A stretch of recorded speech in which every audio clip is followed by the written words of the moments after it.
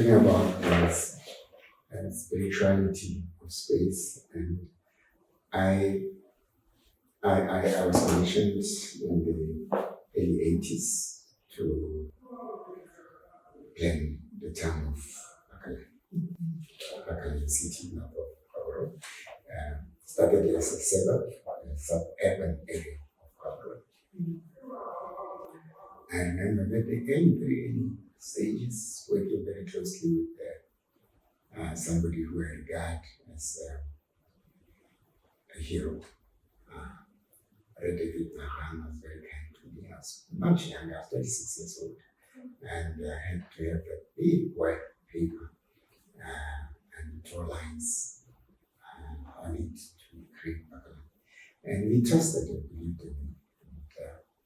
Age has nothing to do with it, by the way, but just that he could come to the roots of other planets, even Bajana planets who came before me. But he came to me, and I remember I took quite a chunk of land and put graveyard. I said, "What? I paid a lot of money for this farm, and you want me? This is a lot of money. This is our last resting home."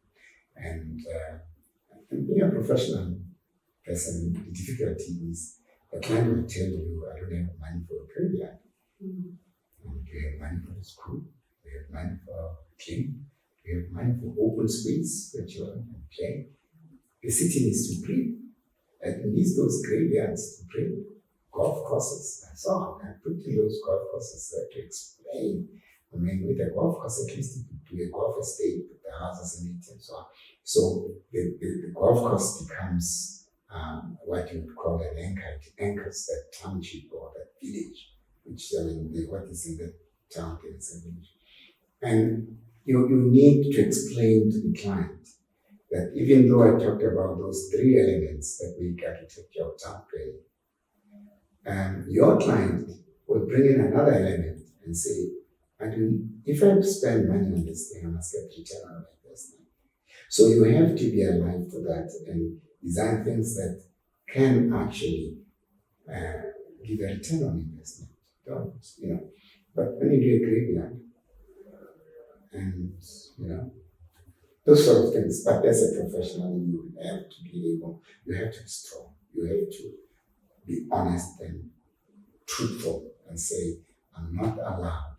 Here are the rules. Here are the guidelines. For every so many people, I must provide a primary school, secondary school, university, graveyard, and all those sort of things." So it's just how you place them that matters. Do you see your work as a form of spatial decolonization, bringing back surprised or overlooked indigenous planning models? I do not allow politics into my work. If being a Motswana is a decolonization, then yes. But I do not go out there to say I'm going to. I was trained in Oxford, in England, one of the last empires that colonized and took slaves and so on. But even when I was taken to Rome and to all those places, when we had been trained, it was a very practical training. We were taken to all those cities that make Europe what Europe is. We had to go to Florence, we had to go to Venezia, we had to go to Rome, we had to go to all these places. Now, I've seen European architecture as culture epitomized, absolutely. And I've said, here they are playing classical music. Jazz is classical music. Ikafela or Dikoma, that's Johannes classical music. I want to elevate Dikoma to the level of classical music. There you go. Because it's like something there. It's just a question of elevating it to the same level. But not with the conscience of, because colonial, if you look colonial and this, that, and the other, and so on, I think you may miss. If I talk colonial architecture, for instance, I would tell you that the way cities, like let's take Cape Town. Cape Town is a beautiful city. However, for it to have been designed with cordon sanitaires, it's putting bags that side, few belt to separate them from whites and things like that. To me, that was an economic activity. But I do not go out there consciously to destroy it. I go there to disrupt it by bringing in my architecture. And you must stand in between that from where that quarter is set, it will grow and it will influence. And I will tell you, if architecture is designed, if you design a building with a clear truthfulness and honesty to yourself and say this is a quarter, it will stand next to a British village square, whether it get cadastals or not. Because it is when you start looking at buildings like the National Assembly and so on, and say, I know, I did that building, and I know where I was drawing the energy from. You need a lot of energy to do a building that belongs to others, and it's a whole nation. And you put it there, you want them to accept it. You cannot be arrogant. You can't be bigger than that. Because it encapsulates the spirits of the forefathers and the future fathers. I was reading an article yesterday, someone was talking about how now African architecture, or how we build, or culturally how we live, has now become like a luxury. It has been commodified in a sense that when you go to Boma and all those places, safaris and all that, we go there specifically to find the peace, the joy within the bush and everything. That has been commodified. But had we stuck to, the concepts of how we culturally built and everything, we wouldn't have to go back and pay for all those things. But what's your take on that? Yeah, you must understand that sometimes we design properties for purely for tourism, to attract tourists. An American, a Briton, European, Australian comes to Botswana to see how Botswana used to be. They did not come here to see a concrete jungle. I would rather we went to Queen, we went to Ramuto, we went to Kanye, Olekuru, and went in there and took clusters of homes, real true homes, and created them into luxury homes. Yes. Without necessarily Europeanizing them, just showing them that with a little bit more means, our environmental judgment and environmental design as a people was something to be looked at.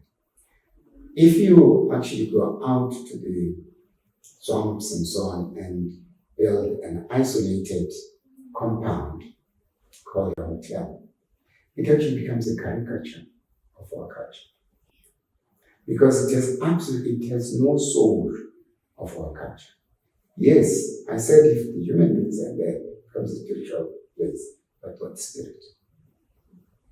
So you need, as a designer, because as I'm speaking, I'm thinking of my students and a lot of those who came after me, that you have to be conscious of the spirituality of design, spirituality of the containment of man, and make sure that that place has a soul of its own.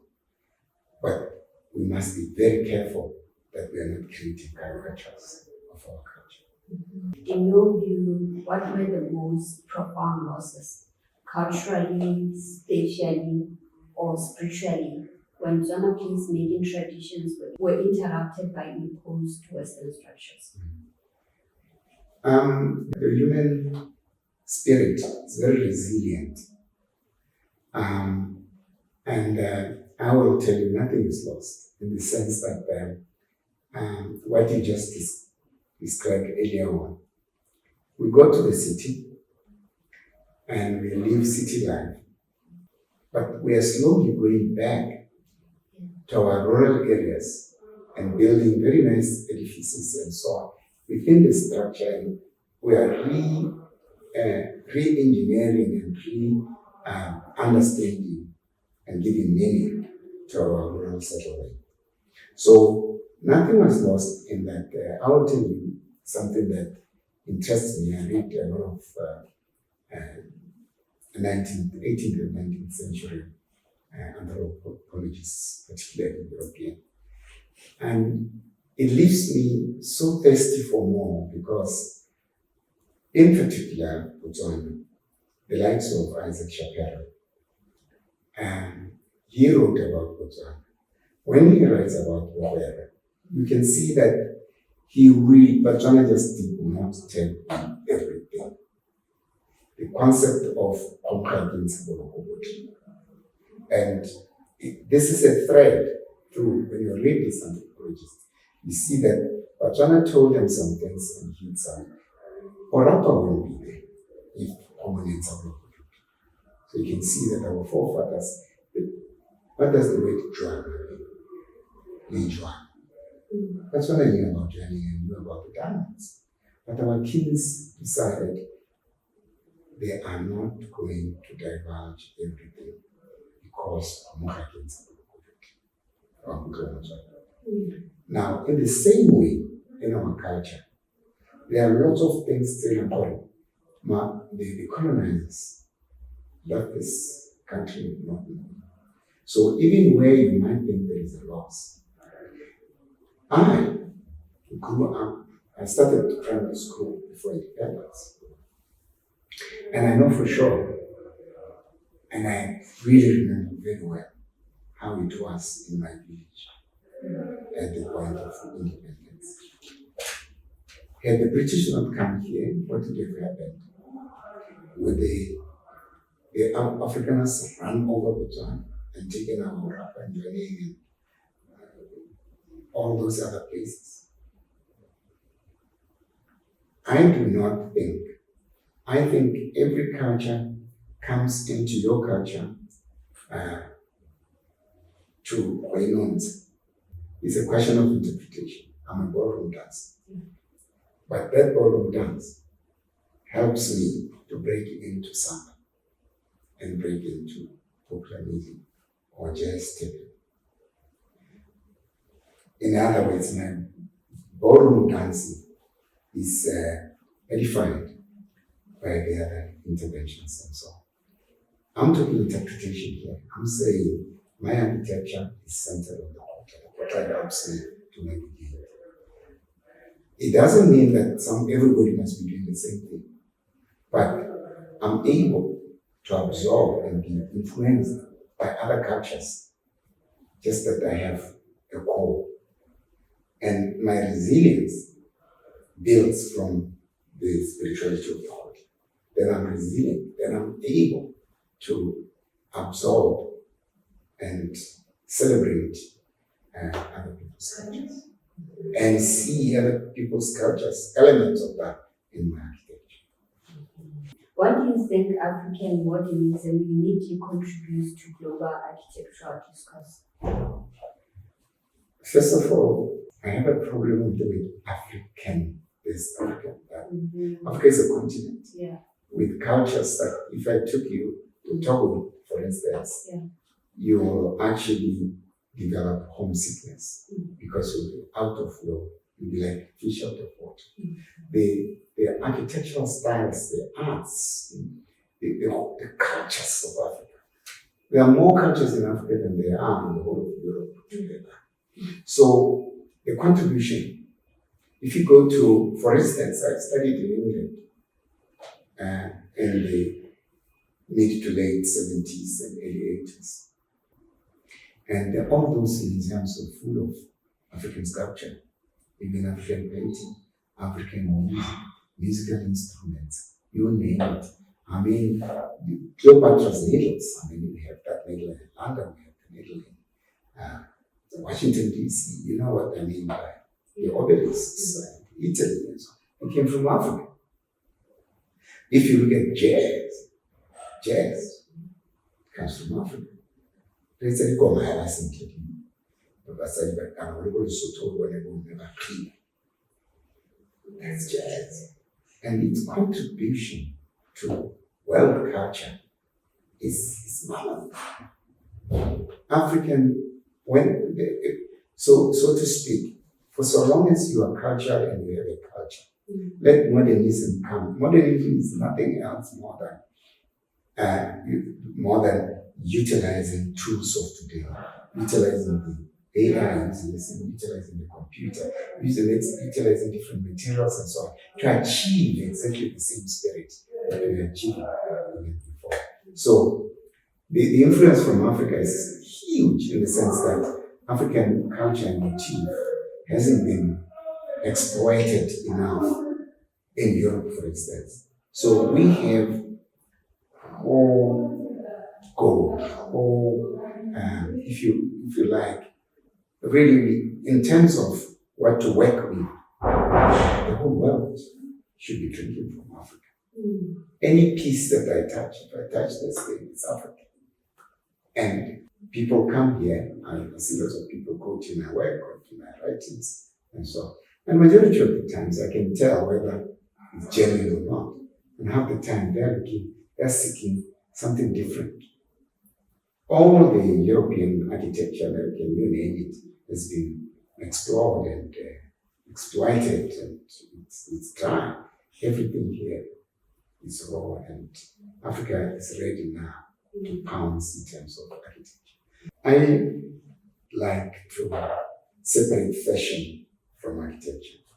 If you have the basics of architecture, you can interpret any fashion, but the basics remain sacrosanct. Now, when we look into public architecture, right, designing for public spaces, what do you believe is the role of public architecture in shaping civic identity and national consciousness? It's very important.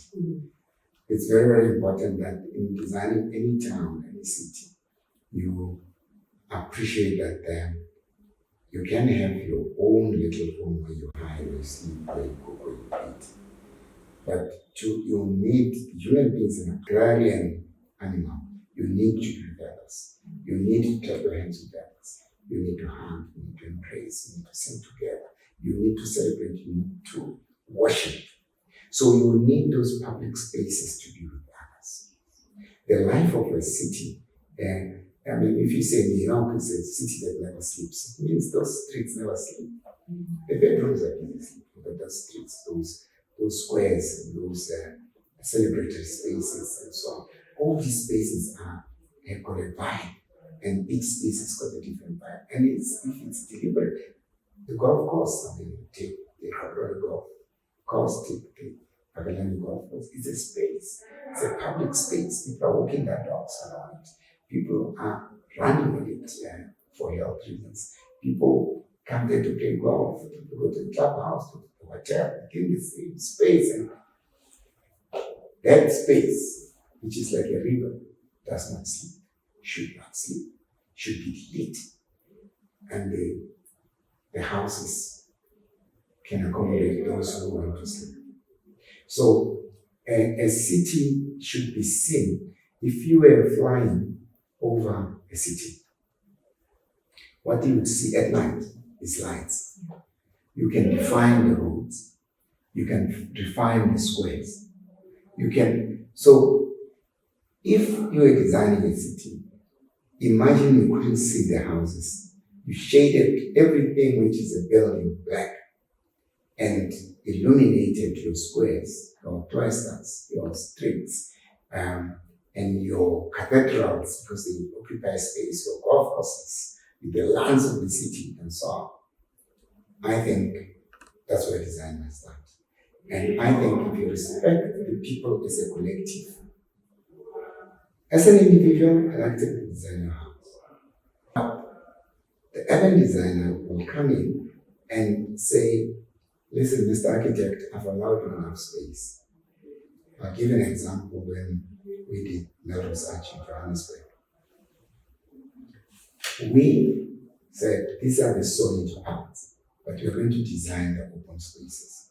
And the whole of Melrose Arch were designed from a point of view of open spaces, where the pedestrian walks, where the people eat, and so on. And the whole place is a people space. And from there, every piece of architecture, obviously, because we have to have double basement underneath, we have to identify where the building structures could be. And different architects came to build different buildings.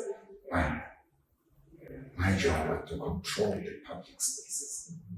And those public spaces, if you go to Melrose Arch, you don't have to understand architecture, urban design, town planning. You just have to immerse your senses in it and feel the space, how the space embraces you. And that is how we should be designing towns. We've been to Melrose Arch actually. It's quite a user-friendly place to be in. It's well designed. From a user point of view, it's, I don't know, you don't have to, back in our country here in Botswana, when you walk into places like the CBD and all that, it doesn't have that user friendliness. But, it lacks that, I don't know, how should I put it, the spatial planning of it. It lacks how people maneuver around it. It lacks that thing. But, yeah, it's a pity actually, because mind you, Melrose Arch is very old-fashioned design. I'm saying I'd go back to the basics, to the old bricks of town planning or urban planning, urban design. I go back to how the Parisians did it in Paris. I go back to the old Botswana, what was kota and what it meant. It doesn't matter whether my kota is surrounded by 20-story and 50-story buildings. That if it's surrounded by roundabouts, tiny little buildings, its circumferences may be even 100 meters. But once the buildings are 50 stories high, boy, the circumference will be a mile. I know that, I can calculate it. But that is where technology meets culture. You need to be properly rooted in what is a usable space and what is not usable space. The design of Melrose Arch was based on old principles translated to modern fashion, modern designs. Yeah, that's why I keep on resisting going back saying, wow, look, I go back to my basics. And then if you come up with someone, I remember that from the ballroom dance. Let the ballerina come. Let the ballroom dancer come. Let someone dances to samba come. Let the popular music dancer come. Put them together. Look at the spaces that will come up. So we need to stick to the basics. We should stick to the basics, but not resist the interventions, influences of other cultures, influences of fashion. Yeah. You must know a pair of pants is a pair of pants, but you can have different fashions and still is a pair of pants. So how would you define architecture with purpose in the context of public infrastructure and urban development? Wow, there are three completely different spaces there. Architecture with purpose. Firstly, I define architecture as beauty, structural sensibility, and functionality. So functionality provides that purpose. What is the purpose of this building? It is to accommodate hospital activities or prison activities, hotel activities. They are all accommodating men. Men will never change. Men sleeps in a bed that is 2.2 by 900. So is the door. So whether it's a prison door or a prison bed or a hotel bed or a hospital bed, they're all the same. But they each are purposeful in that they have the people, the specific people.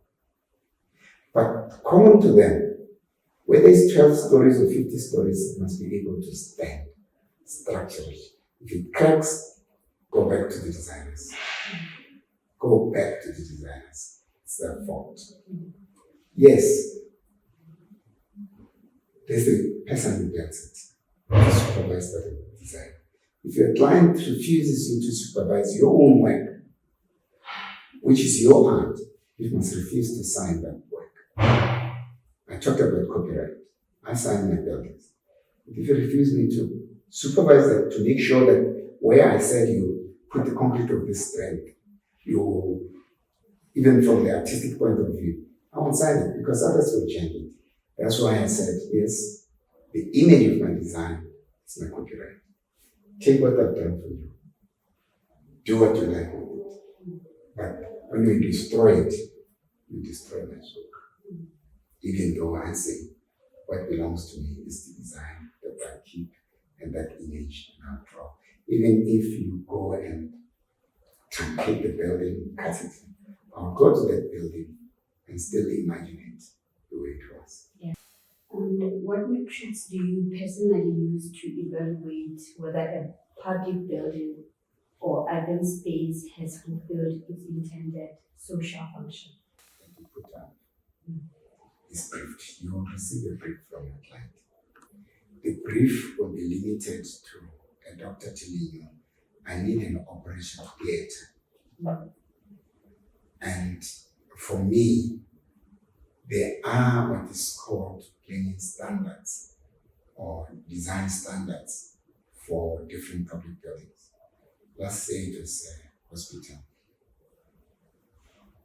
The minimum requirements of an operation theater is certain dimensions with certain number of nurses around, maybe 2 doctors, 3 doctors, whatever.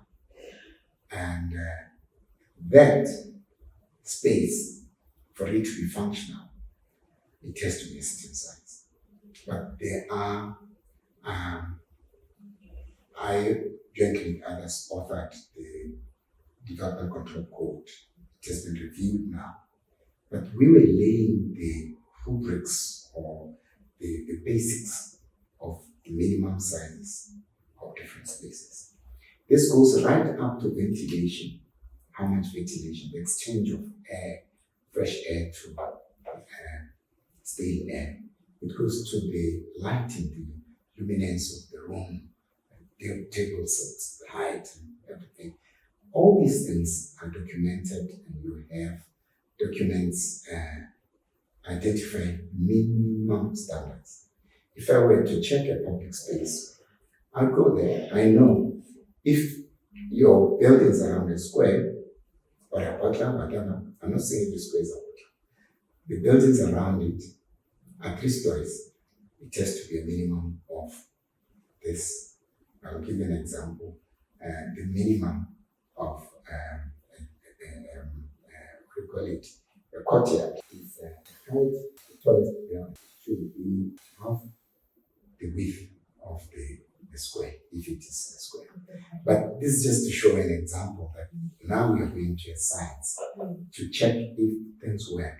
Then, beyond the concept of spaces, how the spaces breathe, how the spaces are lit, and so on, is the human experience in the spaces. This is where it becomes very, very complex. But Even a bathroom just got minimum size. Beyond that, it becomes too congested and you don't feel good about it. So it now talks to the senses of appreciation, having been in these spaces and created them, and seen how some work, some don't work, and so on. You go to a mental hospital, there are certain rooms that you wouldn't fit people in them. They'll scream and jump and pull back and so on, and you don't know why. But then happy to go into other rooms just so easy. But it tells you about when is a congested bus full. The bus is congested, but people still go in. That is how long a piece of string is. That's the question. The design also can be psychological. Oh yes. That's why I was talking about claustrophobia. If you are claustrophobic, and you have a problem with a certain space, and come into that space and use certain colors, colors like yellow and so on. But if you were to paint the whole room in red, you know that if you put on a black dress, it looks slimmer. Yeah. And a white dress is bigger. The same with rooms. Yeah. Look, we're dealing with three-dimensional space, and you can play with color, you can play with shapes, you can, all sorts of things. Even just a simple thing of acoustic. You get into a room and it's acoustically unpleasant, and it's a hall, it's a church, and you don't want. Some people don't know why they don't want to be in that room. It's acoustic. And there's so many. So when I'm assessing public spaces and so on, there are instruments where I can go into a church, music hall, and make noise and measure the reverberations and so on. That is the reflection of the noise and so on, lights and so on. And until whether it works or not. Let's talk about the business part of being an architect, right? What were the biggest business challenges? You own a firm, right? What were the biggest business challenges you faced in your early stages? Yeah. The first thing I found, which I don't know if it still exists in the time, age had a lot to do with what you could do and what you could do. Yes, it does. The other thing is, yes, I'm a man, but I know as well that lady architects didn't find it as easy as we found it. The two ladies who I went to school with, and we became architects at more or less the same time. One is called Nero, DC, the other is Duki Pito, later to do degree architecture. And we were very, very close. We supported each other. Nero was in America, I was in England, and Duki and I were in England, Oxford and London, which were pretty close. And age and your gender. Why I became a hero, because at the age of 26, he gave me, he actually trusted me to do Phakalane. Yes, at the age of 26. I still work for him. The firm is now been run by the second generation and so on. And there's a very good relationship with them. The other problems that I met with, and I'm talking to my students and to a lot of my mentees, was loyalty. When you have clients, you need loyalty. And then once they discover that this is a calling and as a profession, you see, if a doctor is operating on someone's brain and they discover that that person hasn't paid their fees, they don't stop. They continue. They just do the work. That's why you don't tell them about money. You leave the money with the accountants in the office, which is what we do here. I don't deal with money. I don't. But loyalty means I've done this building for you.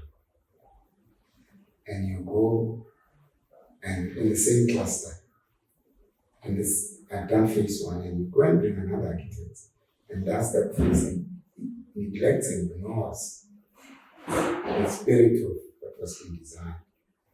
And that thing, I think, but this comes from something that I need to say because of where I am now, that we grew up from a Botswana that didn't teach us or the arts, that neglected its own music and culture. It is your age, it's the new generations. You see, when I was finishing from fun, when I finished university, there was no this around that you see around. You occasionally went to the Kotla and Olelinyalo and so on. I said, Bella, that beautiful song, Malikisi, somewhere and so on. And it still resonates in me. But now, these things are out in the public space. These were not there. So I grew up in a culture like were not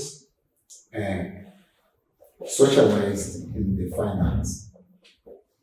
I left Muedi to go to Marokuja because there was no fine art in it. I did my fine art at Marokuja. And that is the real reason why I left my school. Okay, Marokuja is my school too now. But it's because there was no fine art. I had to go to Marokuja to do fine art. Because, yes, you could go to a school of architecture that teaches you science. I wanted art because I know my making art. Again. So that because we were not taught art, socialized in the fine arts, people can still see beautiful architecture, but often it's the sculptural and functionality that appeals to most people. And this element is often left behind. Because I've often been taken aback when someone sees a building that works well. And then you go to the other one that does that, works very well, and even has got that panache of beauty, which is the fine art aspect of an architect. And they don't see it. This is coming back now. Arts has been taught. The arts are taught in the schools, and I'm seeing more the younger clients that are very, very different. It's important as an architect to occasionally design a house because you deal directly with the likes, the wishes, the tastes of people. And I know my compatriots throw stories at me, but what I'm saying is I've designed the houses, I still do.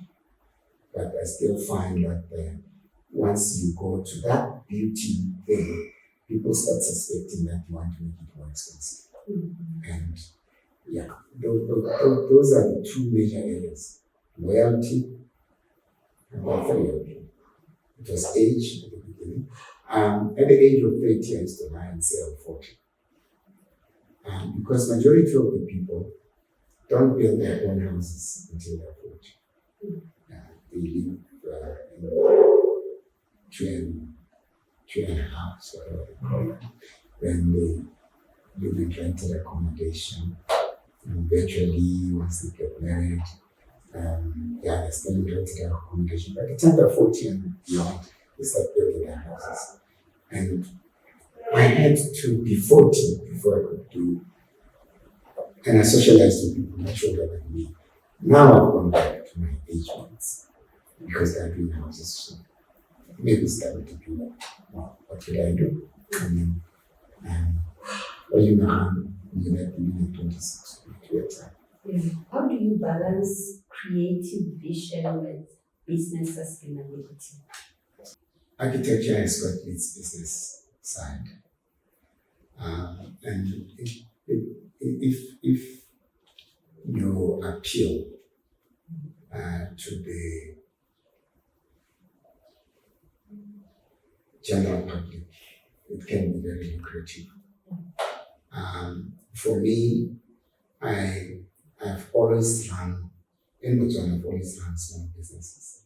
But in South Africa, I was headhunted, as I said, for Melrose Arch, and I worked for the biggest practice at the time. Osman Len Musilian, OLM. And we the designers, we had a section that was designers. I worked with a team of architects that supported me in a back room that was shared by everyone. So the technologies, technicians, and work. And I did not have to do it. I did not have anything to do, say for instance, finances. Yes, when it comes to marketing, I have to sell myself. So my work, obviously, I went to South Africa just at independence. It's the year before 1994, and I was there right through to 2009. Yes, I will have to market myself because it's about what you do, how you see things, and so on. I went to those cocktails. I played golf. I met lots of my clients at the golf club and so on, and I showed work. I ran publications and exhibits and so on. Yeah, did that. But often I'll be doing a drawing to support the marketing department and really just stayed on my design lane and shared with others. Of course, we all met as directors. All these people, all these departments were headed by directors, and I was a director. That means that I'm cushioned from the vicissitudes of business. But then Botswana, obviously the practices are very small, but I've managed to always have an accounting department, completely separate, independent, and I get briefed on a regular basis. As I said, I would like to be in the middle of designing someone's house and I'm told that this will not be paid client because we all have to be paid for what we do. And I don't want my design to be cluttered by the attitude of a client. Actually, if I could choose, a lot of my clients, our clients, a lot of clients for architects, they discover that we still use colored pencils, Mataro, and we use chalks, sketch something quickly, and so on. And we look at us and say, oh no, they're not working, they enjoy what they're doing. My client, very big client of mine, I won't mention the name, said to me the other day, at your age, you sound so tiny, that sort of thing. Yes, it's not easy to balance that. Other architects that I've known just run business. That runs business, but the others, normally you have 4 architects as partners. This one is the businessman, deals with accounts and marketing and all that. This one runs the studio, that's the room. This one here is specifically marketing, and this one is a designer. But yeah, I always run small practices and support structures, business people. So how do you handle difficult clients or conflicting visions between the business and the design? I don't know if I'm allowed to say this. Lately, I was invited by a client to look at a very, very interesting project, extremely interesting. I won't describe it and so on. And there were 4 members of this organization, very well people. And they asked me if I was religious. I said yes, I was. And what religion? I said I was a Christian. And they were all atheists. And they asked me if I had a problem with that. At first I said, so long as you don't interfere with my religion, you know that you give me the space, you respect, I'm a Christian, I respect your being and so on. And I went back home, I prayed about it. And I went back and told them I wasn't going to be the architect. So I've been lucky in that I'm quite bold. Some clients have said I'm difficult. I suspect I am. I'm bold enough to say to a client, thank you, but no thank you. If I'm asking you, what you're asking me to do for you conflicts with my ethics, I refuse myself. In Johannesburg, Ribonia Road, I was commissioned to design a proper disco and when we started with the client, it wasn't really clear what they were looking for, but then we started visiting other sites where we had these joints, and I realized what it was, and I was very polite. We had a meal together, drinks and so on. When I got home, I decided I cannot write them. I just need to see them, call a meeting, and I said, oh, sorry, I won't be able to do that job. They said, no, we've seen your work around. We like your work. We want you to do this for us. I said, no, my ethics, my own self, I can't do it. That's what people call difficult and ungifted.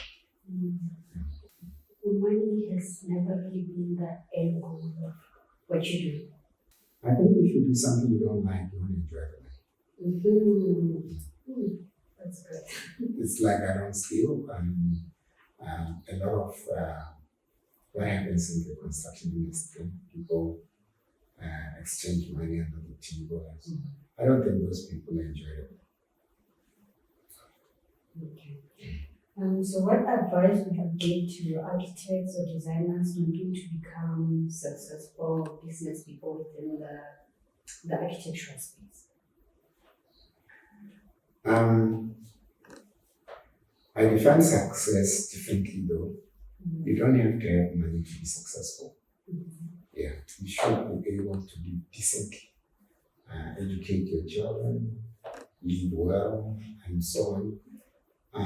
But success in architecture is being able to say, I did that project and I gave it everything, and it represents what I was about. Knowing that that building will outlive you. Take the National Assembly over time. I'll be long dead, 500 years underground, and that building will still be there. So for me, in architecture, we're creating a monumental legacy. A doctor heals you, you still die and you are buried. The God always sees you. But what he has done by discovering a way of healing that ailment is his legacy. For me, my legacy is not imagined, it's seen. And that to me is success. If you're an architect and you can point at a project and say, I did projects around Africa. That's involved in a project in Kumasi and Burkina Faso to do that. Whenever I go to Ghana, I want to see my projects. So it's developing. Urban design to the whole big area. And then I did the shopping center here, the school there, a hospital here. But others are still building other things on that overall urban design. I like to go and see if it's coming out to be what I had dreamt and sketched and showed them. So to me, that is success. So if I was asked to talk to young architects, and I would say to them, be yourself, study your ethics. You have a set of ethics that you meditate. They must meditate that as much as possible. They mustn't follow money at the expense of their ethics. That's what I would say. And then they will be happy and be very wealthy. Okay, so what has been your approach to staying competitive in an increasingly global market?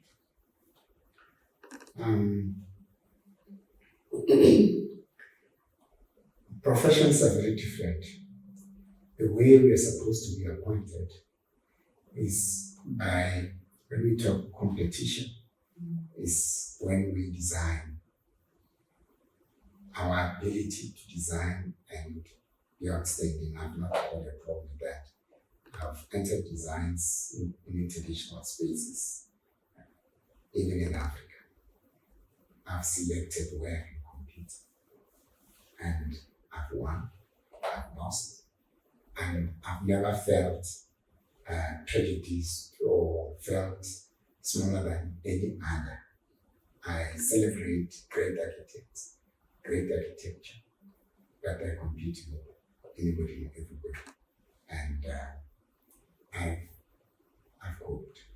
Where I totally failed, where we're going to compete on cost. We are a regulated business, and there are regulations of what you get paid for doing what work. And that is calculated strictly to make sure that the client is protected and you're protected. Once you're made to compete on cost, you are now taking what has been set as a standard and going below it.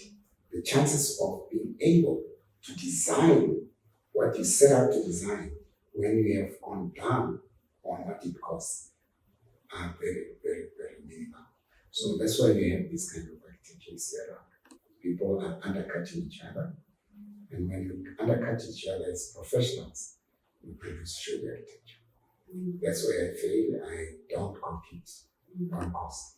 Yes, if the client comes to me, not on a competition basis, and even the government of Botswana does make architects compete on the cost, even though we are regulated and we have regulations, we have regulated types, yet the government will make you compete. I normally do not enter such competitions. I show them my design and I tell them I'll charge a tariff. But if a client came to me directly and I'm not competing, I will show them what they are losing if we reduce the fees and so on. I can negotiate this business. But what I'm refusing to do is to be judged on how cheap I am. I want, first and foremost, to agree with this tariff, that's what I do, and then we can negotiate. And that should be a private treaty, but not a public thing that let's see who can be the cheapest. Because often the cheapest is not really the cheapest. But then my question could be, why, if we have like regulated tariffs, right?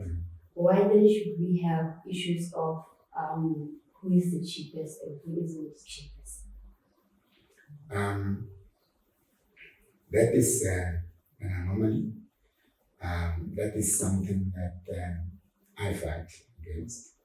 But for so long as other architects will tender on that basis, we will end up with cities like we have, and like the architecture that we have around. But there's always a moment of awakening. They'll be concerned about if you're. That's why I say I use the example of a brain surgeon.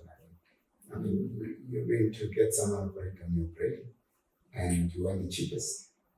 I mean, surely you want someone you can afford, but certainly you are going to give it your best shot in terms of paying for a decent job on your brain. Same with all the arts, same with all the professions. Now, lastly, what are the key design principles, right? If you're to imagine into the future, what are the key design principles that future architects must adapt to, meet the visions of reimagining African cities? Go to the basics, go back to the basics. Architects must go back to the basics. They must have true control of the elements that make architecture and be adaptable, willing to be influenced by other, cultures, fashions, and phenomena that may come. Let's look at AI now. AI is revolutionizing everything. It should revolutionize architecture. We must be open-minded. And the other thing is, you must love yourself, and you must love your environment and work with that environment. If you respect the environment, it will respect you. And architecture is about intervening into that environment. And if you respect it and you study it, you understand it, even the direction of the wind, the angle of the sun, everything. Designing according to the site context. And the site context, the whole thing, the sun, the wind, the sand, everything, the emotions of the people, the songs they sing, and the birds around you and so on.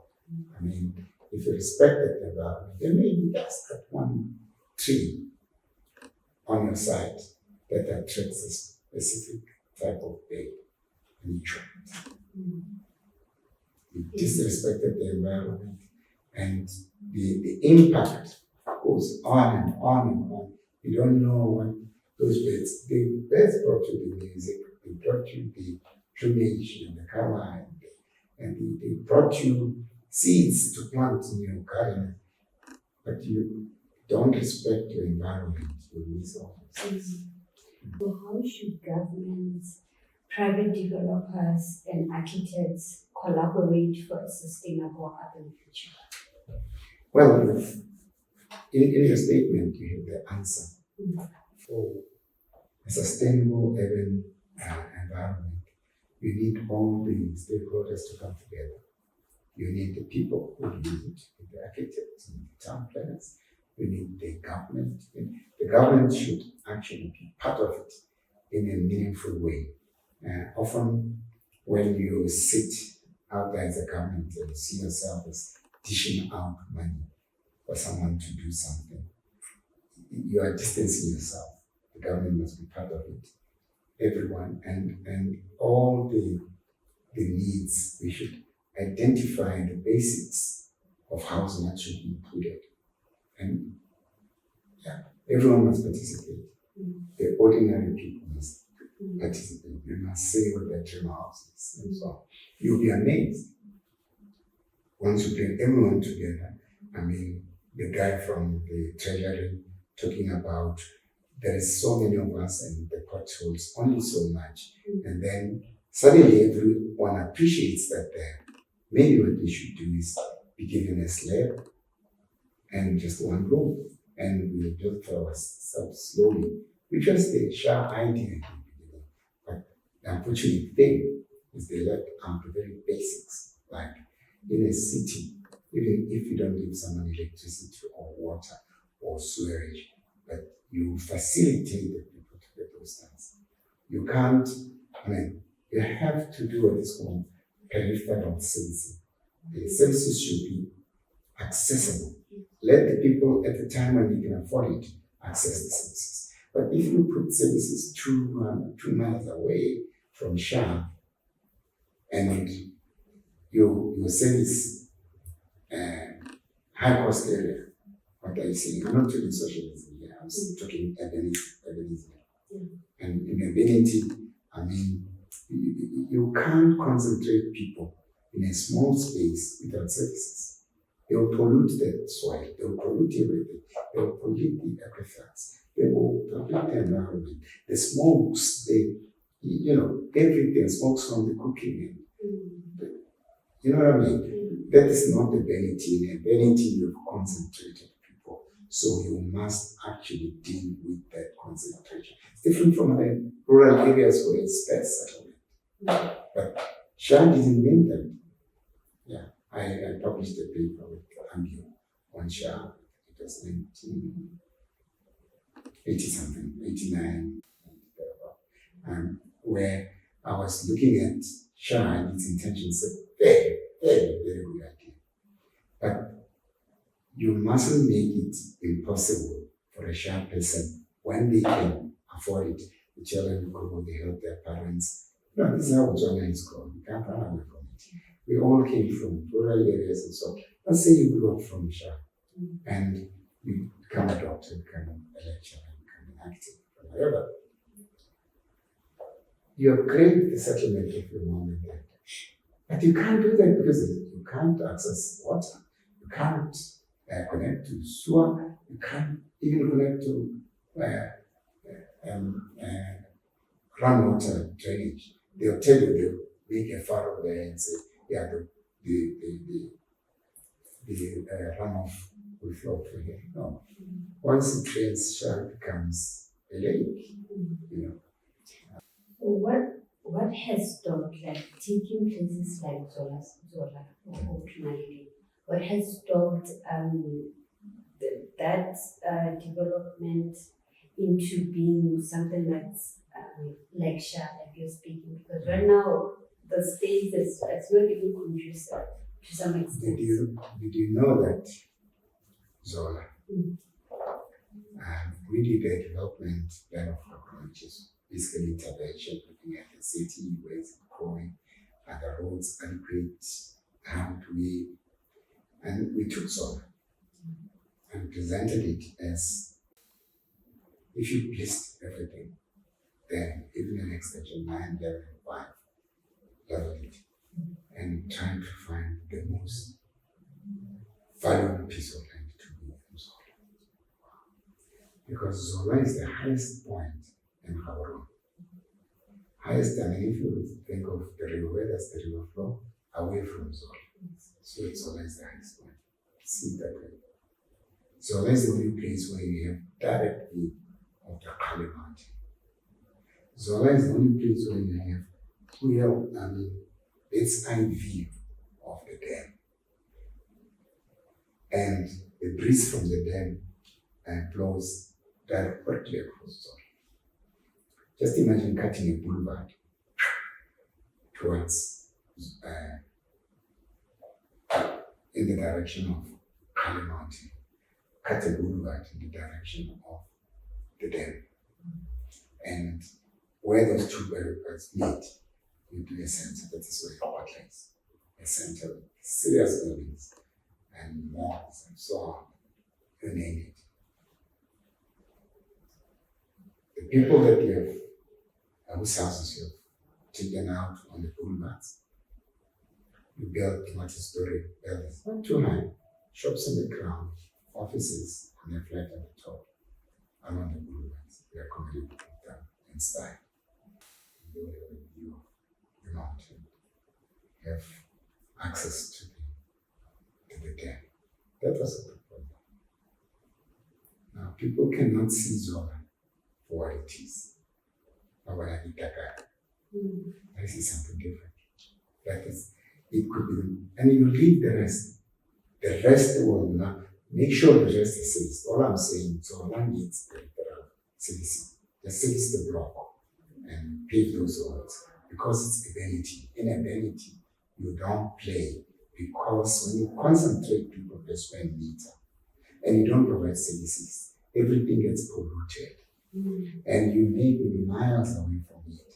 It will be carried by the air to you. The wind will carry it to you. You know what the Bonna housing scheme that it's being done right now, right?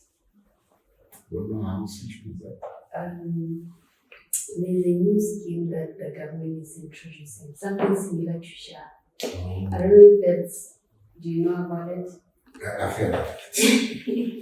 Okay, no, if we don't have much knowledge on it. I haven't studied it, but I'm aware of the 100,000 houses. I'm aware of the housing scheme that is being introduced Phakalane and so on.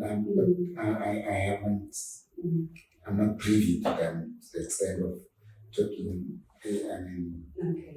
Because I was gonna ask to do like a comparison between the two if it's Shy, no, I can't because, excuse me, I haven't done that. Shy is a very good idea.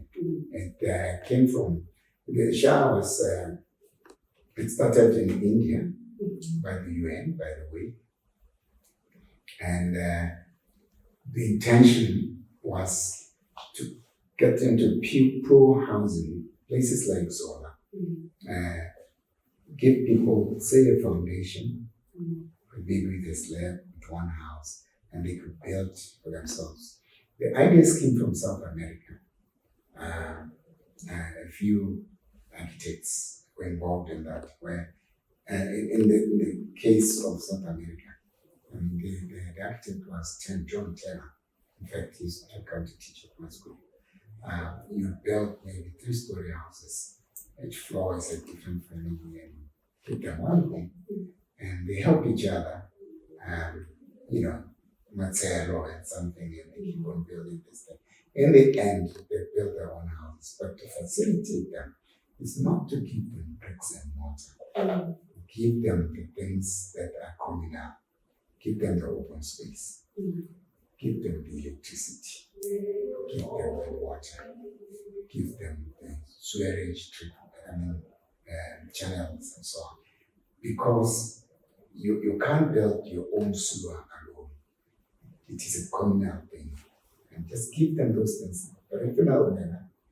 And as people start managing to build, you understand why they will eventually connect the water into their house. They will eventually connect the electricity before they even connect that area. Okay. Well, we have come to the end of our Okay. Thank you very much for sharing. Yeah. It was quite insightful and informative. And I hope our audience will find it the same. Yeah, let's hope so. Yeah.